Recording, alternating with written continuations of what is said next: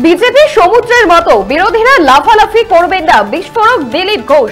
এদিন প্রাতঃ ভ্রমণে বেরিয়ে দিলীপ ঘোষ তিনি বলছেন, বিজেপি সমুদ্রের মতো মাঝে মধ্যে এই ঢেউ ওঠে আবার সমুদ্রেই বিলীন হয়ে যায়। বিরোধীদের লাফালাফি করার দরকার নেই, পার্টিতে যারা নতুন এসেছে তাদের ঝগড়া বাঁধানোর দরকার নেই। বিরোধীদের নিশানা বিজেপি নেতা দিলীপ ঘোষের।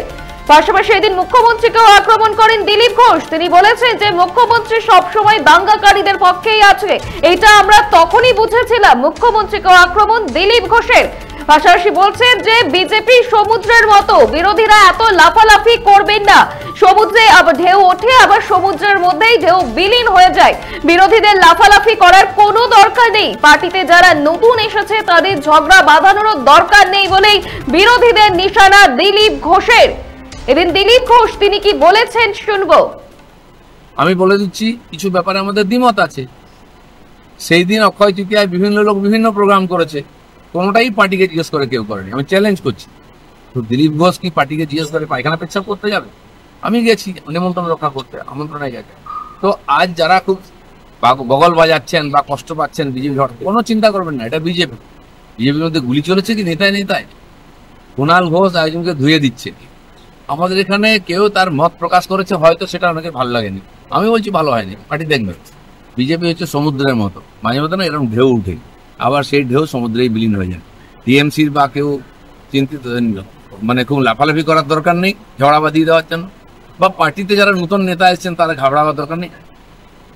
আরো বিস্তারিত জানবো, টেলিফোনে রয়েছে ওদের প্রতিনিধি বাসনা আচার্য। বাসনা, এদিন প্রাতঃ ভ্রমণে বেরিয়ে ফের বিরোধীদের আক্রমণ দিলীপের, কি জানতে পারছো? যে দিলীপ ঘোষ ঠিক তেমনই কিন্তু ছন্দে দেখা গেল দিলীপ ঘোষকে আজকে খড়গপুর স্টেশন চত্বরে চা চক্করে যোগ দেন দিলীপ। দাঁড়িয়ে তিনি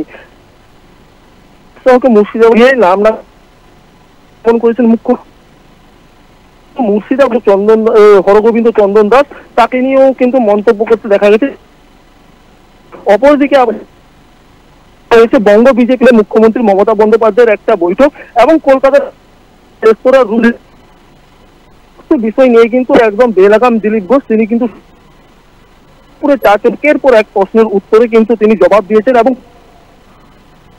মুখ্যমন্ত্রী মমতা বন্দ্যোপাধ্যায় দিলীপ ঘোষের মুখপাত্র তিনি বলেন যে এই যে জন্য দায়ী যারা দেয় তাদের পেছনে দিলীপ ঘোষ শোনা যায়। ধন্যবাদ বাসনা। বিজেপি সমুদ্রের মতো, বিরোধীরা লাফালাফি করবেন না, বিজেপি সমুদ্রের মতো মাঝে মধ্যে এই ঢেউ ওঠে আবার সমুদ্রেই বিলীন হয়ে যায়। বিরোধীদের লাফালাফি করার কোনো দরকার নেই, ঝামেলা করারও দরকার নেই বলে এদিন প্রাতঃ ভ্রমণে বেরিয়ে বিরোধীদের আক্রমণ বিজেপি নেতা দিলীপ ঘোষের। আপনারা দেখছেন বর্তমানসময়.com, তর্কে নয় যুক্তিতে আমরাই শুধু খবরে। দেখতে থাকুন বর্তমানসময়.com।